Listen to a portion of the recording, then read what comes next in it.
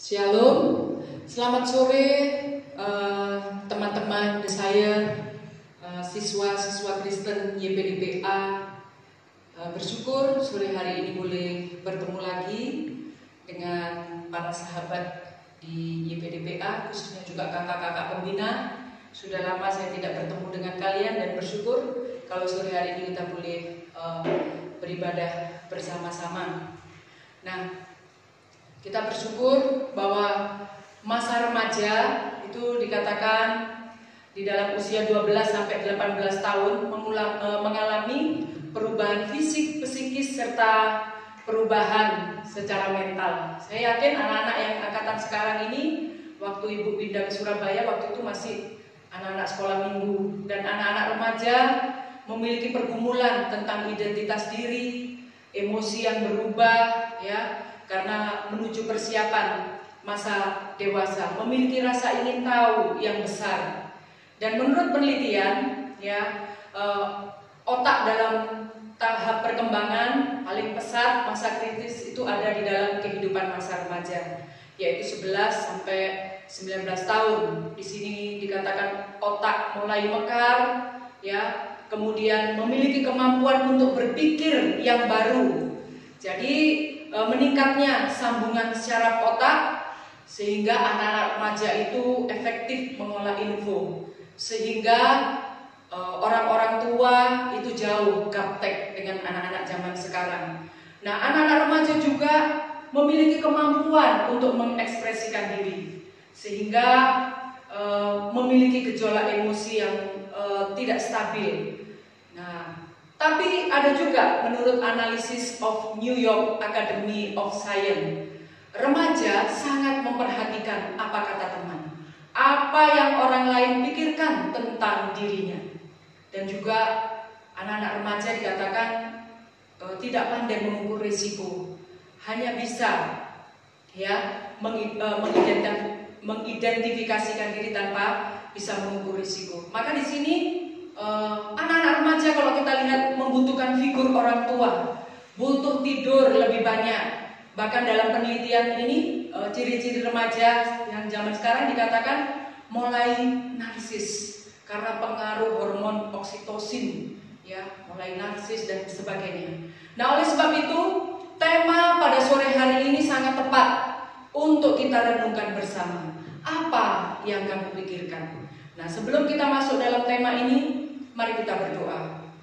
Tuhan Yesus, hamba terbatas, kami semua terbatas, tapi Engkau yang tidak pernah terbatas mengasihi kami yang terbatas. Kami mau merenungkan satu kebenaran firman Tuhan, kiranya memberkati semua anak-anak remaja di Desire YPDPA ini Tuhan. Mereka boleh sungguh diberkati oleh Tuhan, bagaimana dalam masa remaja mereka memiliki pola pikir yang benar, pola pikir yang baik, sesuai dengan kehendak Tuhan. Berkati hamba-Mu, berkati kami semua lewat materi ini. Di dalam nama Tuhan Yesus Kristus. Amin.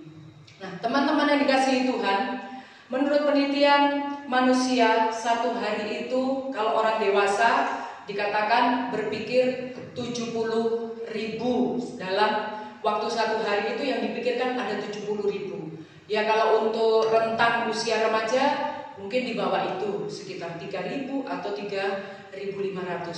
Dan kalau kita mau jujur, dari apa yang kita pikirkan, ya seperti ibu, ya, sudah dewasa 70.000, kira-kira apakah yang kita pikirkan itu semua pikiran yang benar?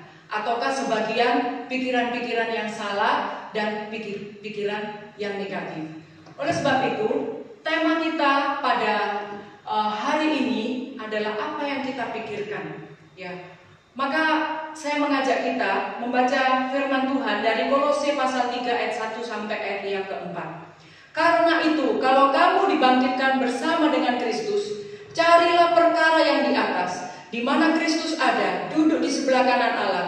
Pikirkanlah perkara yang di atas, bukan yang di bumi. Sebab kamu telah mati dan hidupmu tersembunyi bersama dengan Kristus di dalam Allah. Apabila Kristus yang adalah hidup kita menyatakan diri kelak, kamu pun akan menyatakan diri bersama-sama dengan Dia dalam kemuliaan.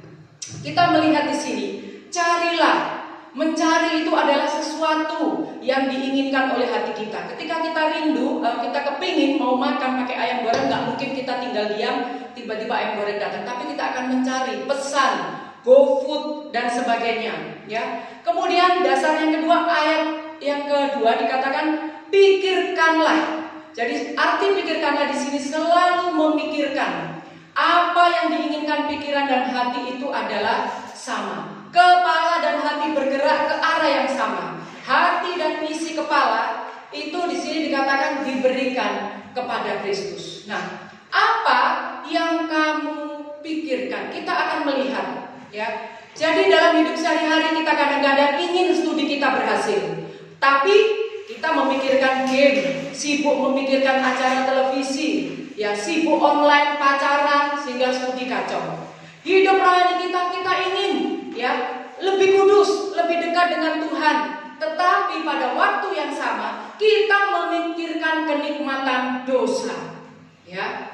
Nah, bagaimana supaya kita bisa menang, mengatasi segala pikiran-pikiran di dalam hati kita yang membuat kita tidak bertumbuh dan salah berpikir? Maka di sini dikatakan pikiran dan hati kita harus terarah kepada Tuhan Yesus. Fokus hidup kita adalah Tuhan Yesus. Maka di dalam ayat 2 ini menjadi perenungan kita. Apa yang kita pikirkan? Apa yang anak-anak remaja pikirkan? Dikatakan pikirkanlah perkara yang di atas, bukan yang di bumi. Nah, kita nanti akan melihat apa itu perkara yang di atas. Nah, yang pertama yang akan kita pelajari dalam hidup kita, mengapa kita lebih banyak memikirkan perkara-perkara yang ada di dunia ini. Seperti penelitian tadi, apa kata orang tentang penampilanku? Apa kata orang kalau aku begini? Kita lebih banyak berorientasi kepada apa kata orang. Nah, kita akan melihat apa yang menjadi penghambat sehingga dalam hidup kita, pikiran dan hati kita tidak terarah kepada Tuhan. Jadi arti pikirkanlah perkara yang di atas, artinya adalah pikiran dan hati kita terarah kepada Kristus. Fokus pikiran kita, fokus hidup kita adalah Kristus. Itu seharusnya yang kita pikirkan. Tetapi apa yang menjadi penghambat sehingga dalam masa remaja kita gagal untuk berpikir menyenangkan hati Tuhan? Yang pertama, hambatan dan juga bagaimana jalan keluarnya. Nah, hambatan yang pertama, kita sulit memikirkan perkara-perkara yang di atas, perkara-perkara rohani yang menyenangkan hati Tuhan. Yang pertama adalah kehidupan lama kita yang masih kita pelihara. Ya, sekali lagi, kehidupan lama kita itu masih kita pelihara. Apa kehidupan lama kita? Marah, geram, kejahatan, fitnah, itu di dalam ayat 8, ayat 9, ayat yang ke-10, ya. Di sini dikatakan hidup lama kita. Kita menjadi orang Kristen tetapi bukan menjadi ciptaan baru di dalam Tuhan Yesus. Maka di sini dikatakan bagaimana supaya kita memikirkan perkara-perkara yang di atas, berpikir secara benar, secara alkitabiah. Maka dikatakan kamu karena itu, ya. Ini yang harus kita ingat. Kamu dibangkitkan bersama-sama dengan Kristus. Artinya kamu telah mati terhadap hidup lama dan hidupmu tersembunyi bersama dengan Kristus di dalam Allah. Kalau kita menyadari aku ini ciptaan yang baru di dalam Tuhan Yesus Kristus, aku sudah dibangkitkan bersama dengan Tuhan Yesus Kristus, maka kita akan memiliki pola pikir yang baik dan benar. Nah, makanya bagaimana supaya kehidupan lama itu tidak kita pelihara, menghalangi kita berpikir secara baik dan benar. Di dalam ayat yang ke-5 sampai ayat yang ke-8, matikanlah dalam dirimu segala sesuatu yang duniawi. Matikan. Ya, kalau kita membunuh tikus di rumah kita matikan, tidak mungkin bangkainya kita ambil lagi. Dan di situ dikatakan tinggalkanlah, lupakanlah kehidupan lamamu, jangan kamu memikirkannya lagi.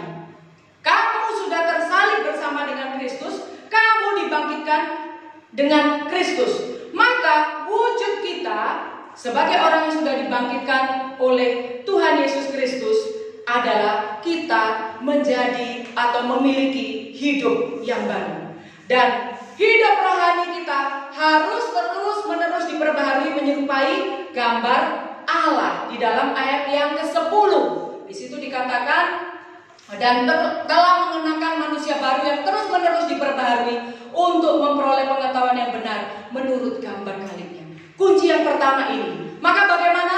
Lakukan terus proses bahwa aku adalah ciptaan baru di dalam Tuhan Yesus Kristus. Lakukan proses bahwa aku ini adalah imitasi Tuhan terus-menerus.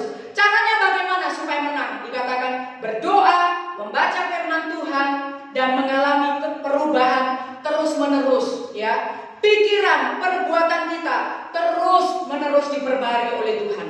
Dan yang kedua, mengapa kita tidak bisa memiliki pikiran yang baik, yang benar? Karena tidak memiliki prioritas. Di dalam ayat yang keempat, apabila Kristus yang adalah hidup kita, ya, Kristus adalah hidup kita. Nah, tiap orang itu punya prioritas di dalam hidup, punya moto. Misalnya motonya muda kaya raya, tua foya-foya, mati masuk surga. Atau moto hidup itu adalah kesehatan. Nah, sebagai orang yang sudah ditebus oleh Kristus, seharusnya moto hidup kita adalah hidup adalah Kristus. Yaitu dalam ayat yang keempat, Kristus yang adalah hidup kita. Maka Kristus itu harus menjadi prioritas hidup kita. Maka supaya kita bisa berpikir dengan baik, dengan benar, sesuai dengan Alkitab, maka kita harus ingat, hidup adalah Kristus. Kristus menjadi prioritas hidupku. Maka kalau kita memiliki prioritas seperti ini, kita berpikir, kita bergaul, kita mengikuti mode, kita pacaran, kita memiliki tujuan hidup, harus diikat oleh kebenaran Kristus. Ya, Kristus harus menjadi patokan hidup kita. Kristus menjadi pusat hidup kita. Jangan lagi apa kata orang, tapi apa kata Tuhan. Kristus menjadi raja, menjadi tuan di dalam hati dan hidup kita. Nah, sekarang bagaimana caranya? Apakah otak kita ini menjadikan Kristus sebagai raja, ataukah Kristus hanya sebagai tukang tambal ban? Kalau perlu baru kita cari. Apakah yang kita pikirkan tiap-tiap hari itu senantiasa memuliakan Tuhan, atau sebaliknya yang kita pikirkan tidak pernah berhubungan dengan Kristus? Yang kita pikirkan Mobile Legend, yang kita pikirkan cuma game, yang kita pikirkan bagaimana caranya naksir cewek, ya, banyak diisi dengan hal-hal yang duniawi dan bertentangan dengan firman Tuhan. Maka kunci yang kedua, dalam segala hal Kristus harus kita libatkan. Dalam studi kita, dalam pertumbuhan iman kita, dalam kehidupan kita bergaul, kita juga harus selalu mengutamakan Kristus, mempraktekkan kehadiran Kristus dalam seluruh hidup kita. Jadi yang kita pikirkan ketika mama menyuruh kita, Ucok, kau belikanlah dulu garam di warung. Yang kita pikirkan, apa yang aku lakukan membantu orang tua itu adalah untuk menyenangkan hati Tuhan. Jadi kita harus mengubah sikap kita terhadap apa yang kita lakukan. Kalau dulu kita berpikir apa yang kita lakukan itu menyebalkan, menjemukan, tetapi sekarang ketika Kristus menjadi prioritas dalam hidup dan pikiran kita, apa yang kita lakukan adalah itu untuk Tuhan. Dan kita harus terlibat dalam seluruh pekerjaan Tuhan. Di mana? Di sekolah kita menjadi garam, menjadi terang, tidak memberi contekan, tidak menyontek. Apapun kata teman kalian, yang kalian pikirkan adalah aku hidup untuk memuliakan Tuhan. Jadi hidup kita harus memberi dampak. Orang yang berpikir Kristus adalah pusat hidupnya tidak berani melakukan hal-hal dan memperkatakan yang tidak menyenangkan hati Tuhan. Dan yang terakhir, yang ketiga, bagaimana supaya kita memiliki pola pikir yang alkitabiah, yang benar, yang memuliakan Tuhan. Jangan menganggap remeh kuasa dosa. Di dalam pasal 3 ayat yang ke-5, ayat yang ke-8, dan juga ayat yang ke-9. Jangan kita menganggap remeh, itu dosa kecil. Di Alkitab tidak ada dicatat dosa kecil, dosa besar. Semua dosa. Perhatikan, Daud, dia jatuh dalam dosa berzina, kemudian dia berbohong, membunuh, itu dimulai dari pikirannya. Maka jangan biarkan dosa menyusup lewat pikiran kalian. Jangan kita tidak peduli bagaimana bentuk dan ukuran dosa. Itu selalu merusak dan harus dihindari, harus diperangi. Pikiran-pikiran yang tidak memuliakan Tuhan. Mungkin pikiran kalian, kenapa aku dilahirkan di tengah-tengah keluarga seperti ini? Kenapa aku ini hitam, keriting, hidup lagi? Pikiran-pikiran seperti itu harus diperangi. Karena apa? Kita sudah tersalib dan dibangkitkan bersama dengan Tuhan Yesus Kristus. Aku ini ciptaan Tuhan yang mulia, yang berharga. Maka supaya kita bisa terus berpikir baik dan benar sebagai anak-anak muda, jangan menganggap dosa bisa diabaikan. Jangan menganggap ada beberapa dosa yang tidak berbahaya. Semua dosa itu merusak. Maka di sini dikatakan matikan, buanglah itu, dan pikirkanlah perkara-perkara yang di atas. Mengakhiri bagian firman Tuhan ini, ada dua orang anak remaja. Mereka sama-sama menderita kanker darah. Yang A itu berumur 16 tahun. Kemudian yang B berumur 15 tahun. Dan kemudian dipanggil oleh dokter. Dikatakan kepada yang A umur 16 tahun, umurmu hanya tinggal 4 bulan lagi. Sama, yang B juga dipanggil, umurmu tinggal 4 bulan lagi. Yang A waktu pulang, dia meraung-raung, dia mengasihani dirinya, dan dia katakan, kenapa aku dilahirkan di tengah-tengah keluarga ini, kenapa aku seperti ini, dan terus mengasihani diri, sehingga fisiknya semakin drop. Tetapi yang B, ketika dikatakan umurmu tinggal 4 bulan lagi, dia pulang, dia bilang, Ma, belikan aku buku, belikan aku kaset kosong, belikan aku beberapa, dia catat semua. Dan selama 4 bulan, dia mengisi waktunya dengan menulis surat, menulis buku. Dia ada buku harian dia tulis, dia merekam suara, merekam pesan, merekam doa, dan semua sudah ditulis. Ya, untuk ini, untuk ini, untuk ini. Tidak terasa waktu 4 bulan berjalan. Dan apa yang terjadi? 4 bulan memang, ya 4 bulan lebih beberapa hari si A, si B meninggal. Karena si A sudah duluan meninggal, tidak sampai 4 bulan. 4 bulan lebih si B meninggal. Tapi apa yang terjadi? Akhir hidupnya dia memberi arti kepada banyak orang. Dia menulis surat kepada temannya yang merasa tidak dihargai. Dia menulis surat kepada orang-orang tua di gereja yang tidak memperhatikan anak.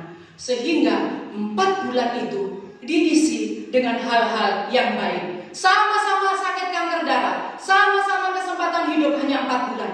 Yang membedakan apa? Pola pikir. Yang A tadi selalu berpikir negatif, menyalahkan diri, menyalahkan Tuhan, dan akhirnya dia meninggal begitu saja.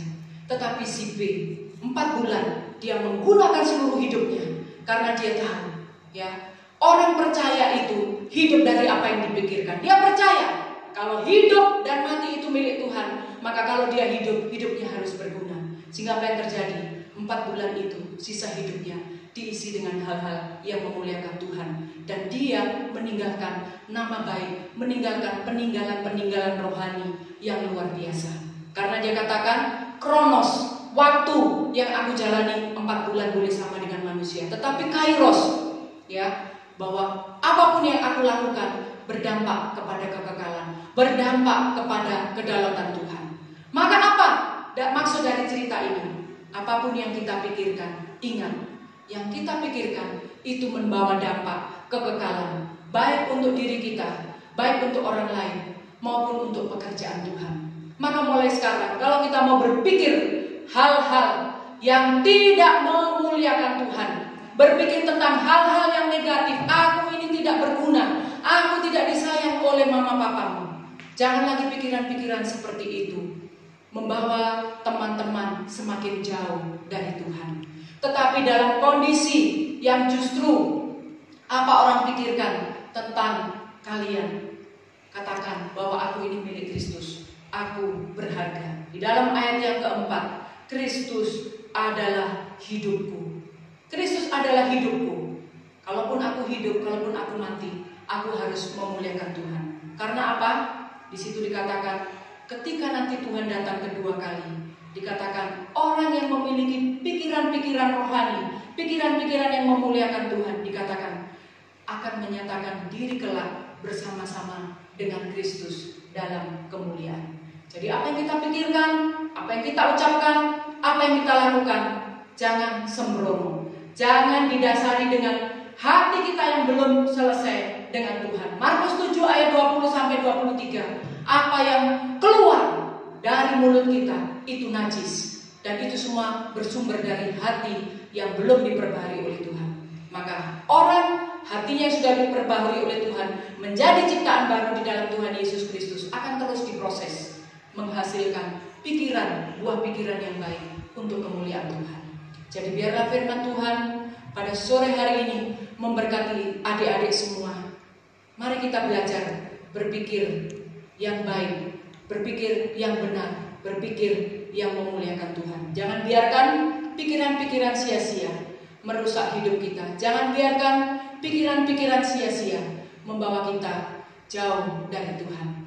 Orang akan menghargai apa yang saudara pikirkan, apa yang teman-teman pikirkan dan lakukan. Sekali lagi, pikirkanlah perkara yang di atas, bukan yang di bumi ini. Kita hidup di bumi, kita memikirkan apa yang di dunia, tapi semua dasarnya adalah kita ini dibangkitkan bersama dengan Kristus, dan Kristus adalah hidup kita. Tuhan Yesus memberkati kita semua. Mari kita berdoa. Tuhan Yesus, kami mengucap syukur untuk kesempatan sore hari ini kami boleh merenungkan bagian firman Tuhan, khususnya untuk anak-anak remaja Desire Tuhan. Kami rindu Tuhan, Tuhan yang sudah memilih mereka yang sudah menjadi ciptaan baru di dalam Tuhan Yesus Kristus. Mampukanlah mereka berpikir seperti apa yang dipikirkan oleh Kristus. Mereka menaruh pikiran-pikiran Kristus di dalam pikiran mereka. Mereka menaruh kasih Kristus di dalam pikiran mereka, sehingga mata mereka, tangan mereka, kaki mereka digerakkan oleh pikiran Kristus, dan hidup mereka membawa dampak yang memuliakan Tuhan. Tuhan, tolong mereka dari pengaruh-pengaruh teman, pergaulan, dari pengaruh-pengaruh perkembangan zaman yang membawa atau menyeret mereka kepada pikiran-pikiran yang sia-sia. Biarlah Tuhan tolong anak-anak kami ini, supaya mereka bangkit, mereka menyadari bahwa hidup mereka adalah milik Kristus. Maka hidup yang mereka hidupi, mereka hidup menjadi imitasi Kristus dalam perkataan, dalam tingkah laku, dalam segala perbuatan dan pergaulan mereka. Terima kasih Tuhan. Dan di akhir renungan ini Tuhan, mampukanlah apapun yang mereka hadapi, baik itu kesulitan, baik itu pandemi sekarang Tuhan, mampukan mereka melihat dengan pikiran-pikiran Kristus bahwa segala sesuatu yang Tuhan izinkan, sekalipun itu menyakitkan kami, Tuhan sedang membawa kami kepada kebaikan. Meteraikanlah firman Tuhan di dalam hidup kami semua, khususnya bagi anak-anak Desire ini Tuhan, supaya mereka menjadi anak-anak yang takut akan Tuhan, yang memuliakan Tuhan. Berkati semua pembina, Tuhan berikan kesehatan, berikan kerjasama yang baik, sehingga anak-anak ini dapat dilayani, dibimbing untuk hidup menyenangkan hati Tuhan. Terpujilah nama-Mu Bapa. Di dalam nama Tuhan Yesus Kristus kami mengucap syukur dan kami berdoa. Amin. Amin. Tuhan Yesus memberkati kita semua. Salam kasih buat semua kakak pembina. Salam kasih buat adik-adik semua. Walaupun masih kondisi pandemi, jangan kalian berpikir yang negatif. Berpikirlah bahwa segala sesuatu yang Tuhan izinkan membawa kalian semakin bertumbuh di dalam Tuhan. Tuhan Yesus memberkati kita semua. Amin.